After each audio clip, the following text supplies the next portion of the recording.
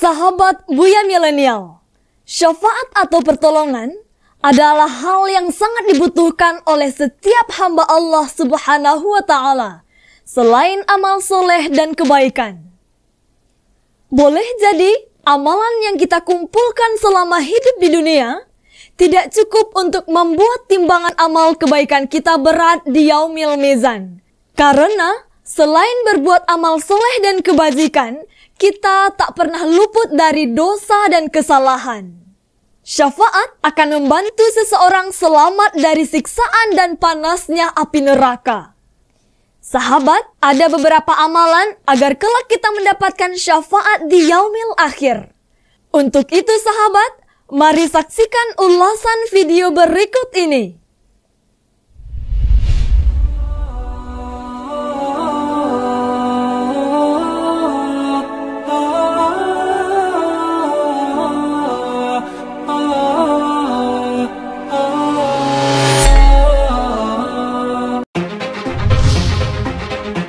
Assalamualaikum warahmatullahi wabarakatuh. Sahabat Buya Milenial, di hari kiamat nanti, di sana tidak terdapat bangunan, pohon untuk berlindung, dan tidak ada pula pakaian yang menutupi badan. Keadaan pada saat itu saling berdesakan. Hari tersebut adalah hari yang sangat dahsyat. Manusia pada saat itu akan menemui kesulitan dan kesusahan yang tidak mampu untuk dihilangkan, selain dengan meminta pertolongan kepada Allah Ta'ala melalui syafaat. Syafaat Nabi SAW di hari kiamat adalah pertolongan yang diberikan oleh Nabi SAW kepada orang lain, terutama umatnya, agar mendapat manfaat dan terhindar dari mudarat di hari kiamat.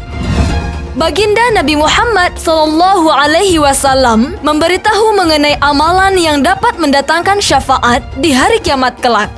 Sebelum lanjut, jangan lupa like, subscribe, dan share. Apa yang kamu tahu, yang lain juga harus tahu.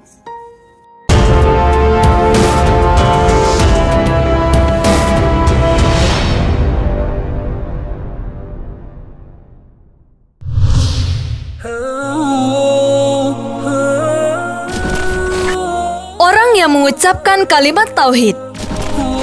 Sahabat Buya Milenial, amalan yang pertama yaitu tauhid dengan ucapan yang diiringi keikhlasan, yaitu tauhid dan mengikhlaskan ibadah kepada Allah serta ittiba' kepada baginda Rasulullah Sallallahu Alaihi Wasallam. Sebagaimana dalam hadis baginda Nabi Muhammad Sallallahu Alaihi Wasallam pernah ditanya, siapakah orang yang paling bahagia dengan syafaatmu pada hari kiamat? Nabi menjawab, yang paling bahagia dengan syafaatku pada hari kiamat adalah orang yang mengucapkan La ilaha illallah dengan ikhlas dari hatinya atau dirinya. Hadis riwayat Bukhari. Namun hal yang harus diingat adalah semua perbuatan tersebut harus diiringi dengan keikhlasan hati dalam melaksanakan segala sesuatu yang diperintahkan oleh Allah Subhanahu wa Ta'ala. Orang yang ikhlas dalam melaksanakan perintah Allah dalam hal beribadah ataupun amalan kebaikan lainnya, maka ia berhak menjadi salah satu orang yang mendapatkan syafaat dari baginda Rasulullah Sallallahu Alaihi Wasallam.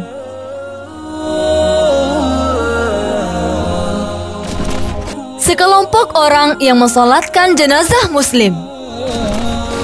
Menyolatkan jenazah termasuk perkara yang hukumnya fardu kifayah, yaitu jika telah ada sekelompok orang yang melaksanakannya, maka gugur kewajiban yang lain. Akan tetapi, terdapat pahala yang sangat agung bagi siapa saja yang ikut menyolati jenazah.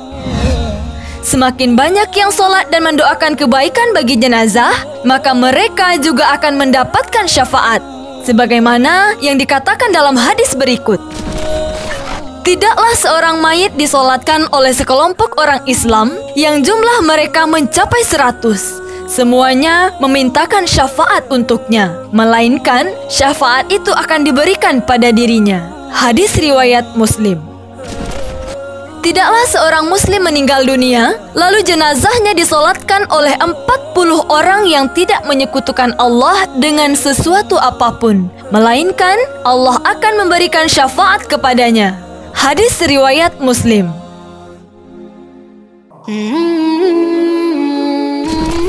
Salawat kepada Nabi Muhammad sallallahu alaihi wasallam.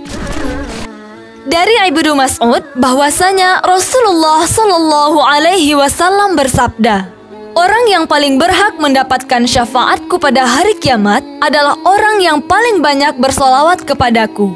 Hadis riwayat Tirmizi. Barang siapa yang bersolawat kepadaku di pagi hari 10 kali dan di sore hari 10 kali, maka dia akan mendapatkan syafaatku pada hari kiamat. Hadis riwayat At-Tabrani.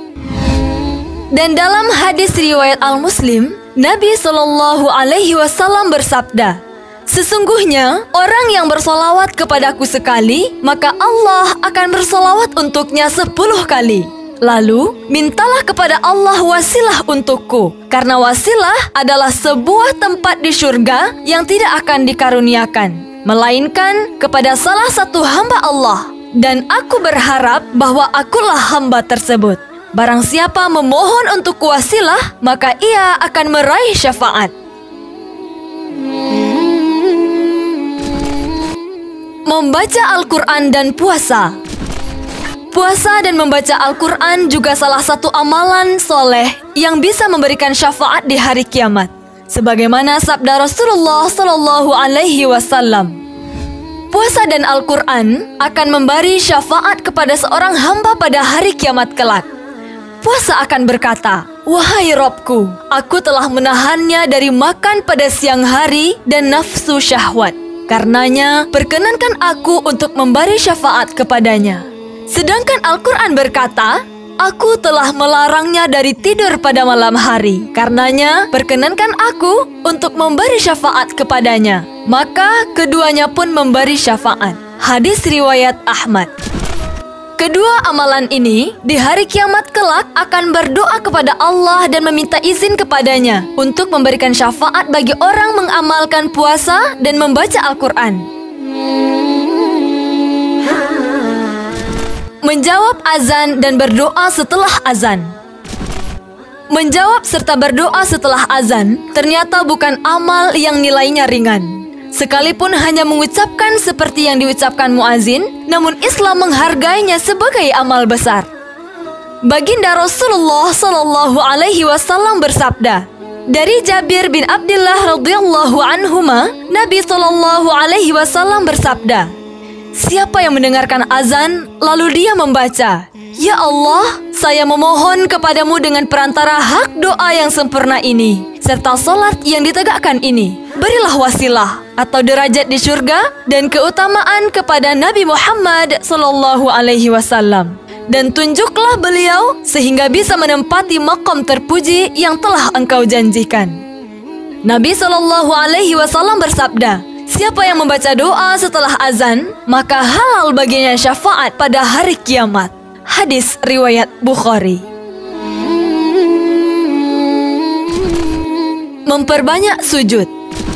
Sujud yang dilakukan merupakan simbol tawadhu dan ibadah kepada Allah Subhanahu wa Ta'ala. Karena ketika sujud, maka seseorang akan meletakkan anggota badan yang paling mulia dan yang paling tinggi posisinya, yang kemudian begitu saja diletakkan di atas tanah yang diinjak setiap hari. Selain sujudnya solat wajib dan solat sunnah, sujud tilawah ketika membaca ayat-ayat sajadah dan sujud syukur termasuk dalam sujud yang mendatangkan syafaat dari baginda Rasulullah Sallallahu Alaihi Wasallam. Beliau bersabda, dari Rabi'ah bin Ka'ab al-Aslami, dia berkata, "Aku pernah bermalam bersama Rasulullah Sallallahu Alaihi Wasallam. Lalu aku mendatangkan beliau sambil membawa air untuk wudhu. Kemudian beliau berkata kepadaku, 'Mintalah.' Aku berkata, 'Aku minta untuk dapat menemanimu di surga.' Kemudian beliau berkata, 'Atau selain itu?' Aku berkata, 'Itu saja.' Lalu beliau Sallallahu Alaihi Wasallam bersabda, 'Tolonglah aku atas dirimu dengan banyak bersujud.' Hadis riwayat Muslim. tinggal di Madinah dan wafat di sana. Amalan terakhir yang mendatangkan syafaat dari Rasulullah Sallallahu Alaihi Wasallam adalah tinggal di Madinah, sabar terhadap cobaannya dan wafat di sana. Hal ini telah dijanjikan oleh Rasulullah Sallallahu Alaihi Wasallam dalam sabdanya, "Tidaklah seseorang sabar dalam kesusahannya, kemudian dia mati, kecuali aku akan memberikan syafaat kepadanya atau menjadi saksi baginya pada hari kiamat jika dia seorang muslim." Hadis riwayat Muslim. Dalam hadis yang lain, siapa yang bisa memilih mati di Madinah, silahkan dia lakukan, karena saya akan memberi syafaat bagi mereka yang mati di Madinah. Hadis riwayat Ahmad. Al-Mubarakfuri menjelaskan, siapa yang bisa memilih mati di Madinah, maksudnya adalah tinggal di sana sampai meninggal dunia di Madinah. Sehingga hadis ini berisi motivasi untuk menetap di Madinah. Maka dari itu sahabat milenial, sebagai seorang muslim, kita harus senantiasa mengamalkan amalan di atas. Selain agar mendapatkan pahala, syafaat tersebut juga bisa menjadi saksi amalan kebaikan yang telah kita lakukan selama hidup di dunia. Semoga bermanfaat. Fastabiqul khairat. Assalamualaikum warahmatullahi wabarakatuh.